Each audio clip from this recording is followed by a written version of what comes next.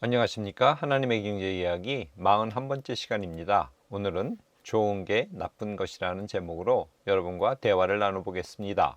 먼저 코로나 소식입니다. 3주 전 주말에는 확진자가 29,000명, 2주 전 주말에는 26,000명대, 그리고 지난주 주말에는 확진자가 19,000명대로 떨어졌습니다. 점점 줄어들고 있습니다. 그런데 일각에서는 이번 겨울철에 6.5배나 센 하위 변이 코로나가 재유행할 수 있다는 경고도 나오고 있습니다. 어쨌든 긴장을 늦춰서는 안 될 것 같습니다. 우크라이나 전쟁 이야기입니다. 러시아가 핵실험 준비를 하는 정황이 포착되어 있습니다. 사태가 어떻게 진전될지 잘 지켜봐야 될 것 같습니다. 러시아, 우크라이나 늪에 빠져서 지금 헤어나질 못하고 있죠. 특수부대 스페츠나츠마라고 있는데 이 부대가 리만에서 괴멸된 것으로 알려지고 있습니다. 오펙 플러스 지난 5일 날 빈에서 회의를 가졌습니다. 그런데 미국 뜻대로 하지 않고 푸틴과 손을 잡고 하루에 생산량 200만 배럴을 감산하기로 결정했습니다. 러시아의 전쟁 비용 충당을 막으려는 미국의 요청을 사우디가 거부한 것입니다. 부동산 이야기입니다. 계속 전국적으로 가격이 떨어지고 있죠. 서울은 지금 10년 만에 최대 하락폭을 기록하고 있습니다. 영국 지난주에 감세 정책을 펴서 많은 논란을 일으켰습니다. 그런데 금융시장에 혼란을 부른 감세안 철회하기로 결정했습니다. IMF 총재가 경기 침체 위험이 더 커졌다면서 내년도 경제 성장률을 하향해야 할 것이라고 예고를 하고 나섰습니다. 여러 가지 정황상 내년에 경기가 그렇게 좋지 않을 것 같습니다. 오펙 플러스에서 하루 200만 배럴 감산 합의 영향으로 골드만삭스는 국제 유가가 올해 100달러를 돌파할 것이라고 전망했습니다. 어떤 곳에서는 올해 말 110달러까지 갈 것이라고 전망하기도 합니다. 우리나라 환율이 점점 높아지고 있죠. 그래서 정부가 환율 방어에 나서서 우리가 갖고 있는 외환 보유액 거의 200억 달러를 사용했다고 합니다. 정부는 계속 외환 위기 가능성은 낮다고 강조하고 있습니다.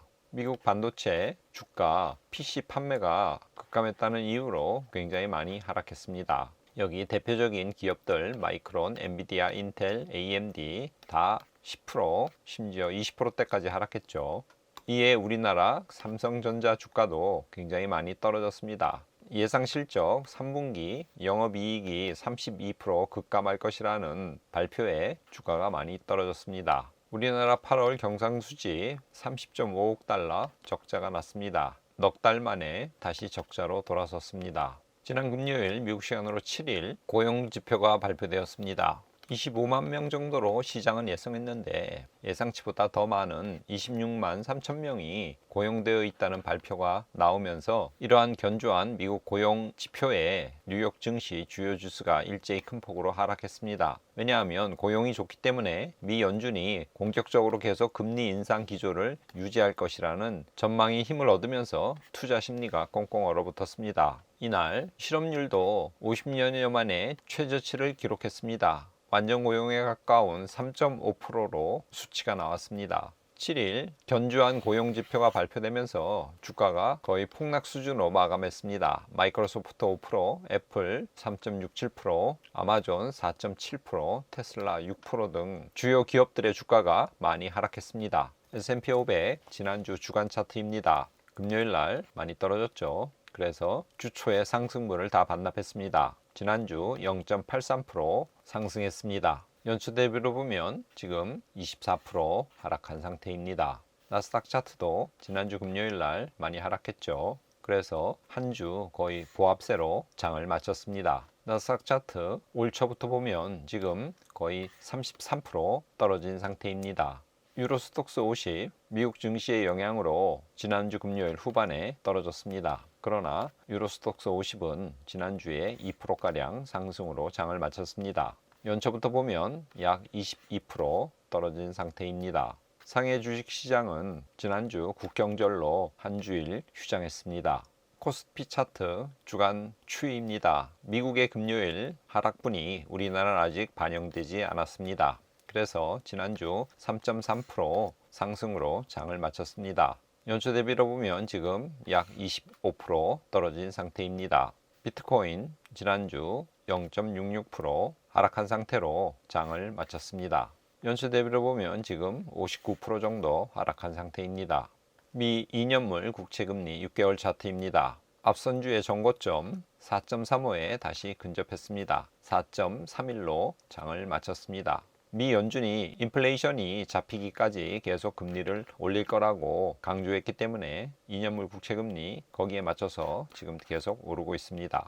미 10년물 국채금리 6개월 차트입니다. 마찬가지로 앞선 주에 전고점 3.97을 다시 돌파하려고 시도하고 있습니다. 지난 주말 3.88로 장을 마쳤습니다. 금 가격 주간 차트입니다. 온스당 1735불까지 올랐던 금은 조금 떨어져서 1709달러로 지난주 장을 마감했습니다. 텍사스 원유 가격 80불대 아래로 떨어졌다가 지난주에 다시 급등했습니다. 그래서 배럴당 92달러로 장을 마쳤습니다. 오펙 플러스에서 하루에 200만 배럴씩 감축하겠다고 하니까 거기에 대한 반응으로 유가가 이렇게 다시 뛰어오른 것입니다.